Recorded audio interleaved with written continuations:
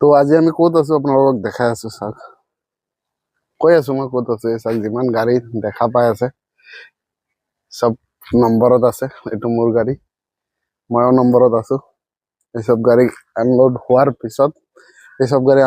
পিছত মোৰ গাড়ী আনলোড হ'ব তো কৈ আছো ক'ত আছো welcome back to my channel আৰ কে ট্ৰাক ড্ৰাইভাৰ তো আজি আমি আছো গুৱাহাটী যদি আপোনালোকে মোৰ পিছৰ ব্লগটো দেখিছে চাইছে আমি গুৱাহাটী মাল লৈ আহিছিলো অহাৰ পিছত দেখিছো ইমান ডাঙৰ লাইন আছে 18টা গাড়ী আছিলে মাত্ৰ 2টা গাড়ী খালী হৈছে কেইদিন লাগে কোনো গ্যাৰাণ্টি নাই তো এতিয়া ৰাতিপুৱা টাইম হৈ আছে 9টা টোপনিৰ পৰা উঠিছো ফেক্টৰীত গলো গা ধুলো গা ধুই আহিলো এতিয়া যাম নাস্তা কৰিবলৈ কেইদিন লাগে গ্যাৰাণ্টি নাই মোৰ গাড়ী মোৰ আনলোড হ'বলৈ তেনেকুৱা জেগাত আহি ফচি আছো কি কৰিম ইন্তজাৰ কৰাৰ বাহিৰে একো কৰিবলগীয়া নাই ইন্তজাৰ কৰিম চাও এতিয়ালৈকে মোৰ গাড়ী আনলোড হয় এতিয়া নাস্তা কৰিব যাওঁ নাস্তা কৰি আহি ভাত বনাম দুপৰীয়াৰ কাৰণে ৰাতিৰ কাৰণে চাওঁ কিবা যদি মাৰ্কেটত পাওঁ তো বনাম কি বনাওঁ চাওঁ গৈ পেলাই চাওঁ নাস্তা কৰি চাওঁ কি পোৱা যায় মাৰ্কেটত ফেক্টৰীৰ বাহিৰত আহিছিলোঁ বজাৰ কৰোঁ বুলি দোকান এটাই পাইছোঁ এইটোৱেই দোকান এইটোতে নাস্তা পোৱা যায় এইটোতে চাহ বনাই এইটোতে বেলেগ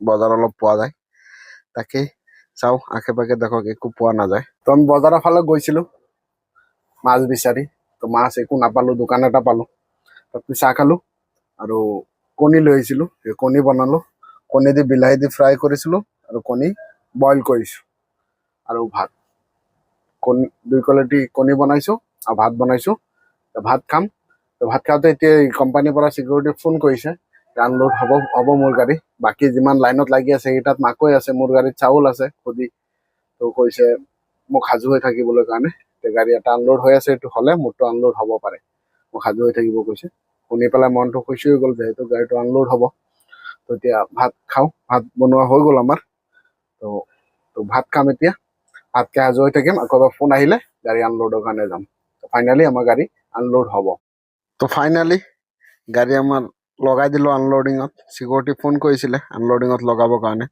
তো গাড়ী আমাৰ লগাই দিলোঁ আনলোডিঙত তো গাড়ী এতিয়া আমাৰ আনলোড হ'ব বহু গাড়ী আছিলে চিৰিয়েলত খালী হ'বলগীয়া হ'লে বহুত টাইম লাগি গ'লে হয় তো এতিয়া আমাৰ চাউল আছে কৈছে আনলোড কৰি দিব বোলো তো ফাইনেলি গাড়ী আমাৰ আনলোড হ'বলৈ হ'ল আৰু বেছি বাকী নাই তো গাড়ী আমাৰ আনলোড হোৱাৰ পিছত কাঠা কৰিব যাম কাঠা কৰি আহি ৰিচিভিং ল'ম ৰিচিভিং লোৱাৰ পিছতহে ইয়াৰ পৰা ওলাই যাব পাৰিম তো প্ৰথমত গাড়ী খালী কৰোঁ পিছত কাঠা কৰিম তো ফাইনেলি গাড়ী আমাৰ আনলোড হৈ গ'ল তাক বাহিৰত বৰষুণ হৈ আছে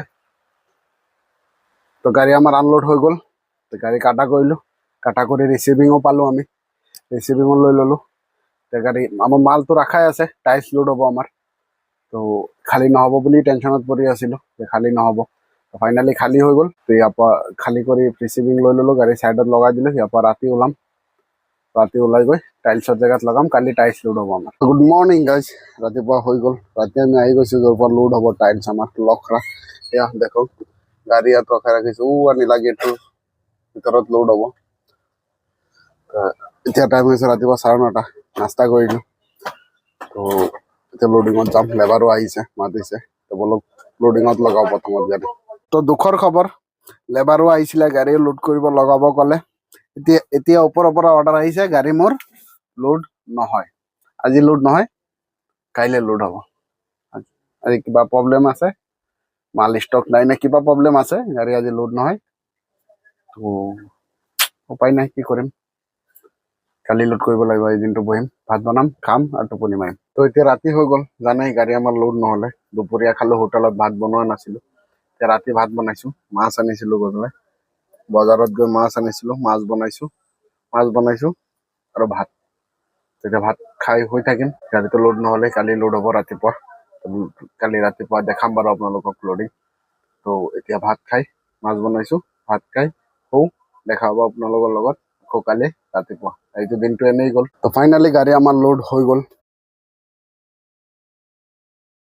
লোডিং আপোনালোকক দেখুওৱা নাই কাৰণ এইটো লোডিং বহুত দেখাইছোঁ এতিয়া টাইম হৈ আছে 7টা গাড়ী আমাৰ লোডিং কমপ্লিট তিৰপল ৰছী লগাই ল'লোঁ যিহেতু অকলে জানেই তো এতিয়া টাইম হৈছে 7টা 1-1.5 ঘন্টা পিছত ইয়াৰ পৰা আমি ওলাম 90 আছে যিহেতু লোডিং আজি ফাইনেল হৈ গ'ল। তো গাড়ী আমাৰ লোড হোৱাৰ পিছত আমি 90 খোলাৰ লগে লগে ওলাই আহি গৈছিলো। এতিয়া আমি আধাৰ পৰা বেছি ৰাস্তা কভাৰ কৰি দিলো। আহি নগাঁও, বেছি দূৰ নাই। তো ইয়াত ৰখিছিলো, টায়াৰ কেইটা চেক কৰিলো।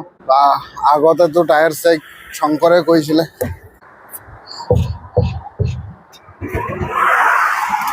তো টায়াৰ আমাৰ চেক হৈ গ'ল। আগতেতো ক'ৰবাত ৰখিলে টায়াৰ চেক শংকৰে কৰিছিলে। আজিকালিতো শংকৰ নাই, মই অকলে, মই নিজে কৰিব লাগে। হাতুৰি লৈছো, হাতুৰিৰে মাৰি মাৰি চেক কৰিলো। তাৰমানে যদি ভাৰী বস্তু না মাৰিলে গম পোৱা যায় হাৱা কিমানখিনি আছে টায়াৰত। টায়াৰ আমাৰ চেক হৈ গ'ল। এতিয়া আমি ডাইৰেক্ট যাম। বেছি দূৰ নাই, ইয়াৰ পৰা 20 কিলোমিটাৰ আছে নগাঁও আমাৰ মন্দিৰ। জানে নগাঁৱলৈ লোড হৈছে, টায়াৰ লোড কৰিছে। গুড মৰ্ণিং দোস্ত, ফাইনেলি আমি আহি পাই গ'লো। গাড়ী আমাৰ লগাই দিলো আনলোডিঙত। ৰাতি আমি পাই গৈছিলো 1টামান বজাত, ঘৰত হৈ গৈছিলো।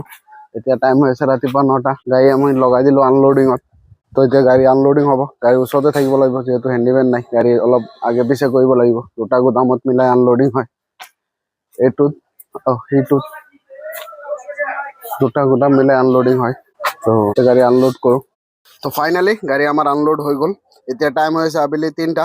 দিনটো লাগি গ'ল গাড়ী আমাৰ আনলোড হওঁতে। এইটো ভিডিঅ' ইয়াতে শেষ কৰোঁ। দেখা হ'ব আৰু এটা নতুন ব্লগত। আপোনালোকৰ ভিডিঅ' চাই ভাল লাগিলে লাইক, কমেণ্ট, শ্বেয়াৰ কৰিব, ছাবস্ক্ৰাইব কৰিব নাপাহৰিব। Bye bye.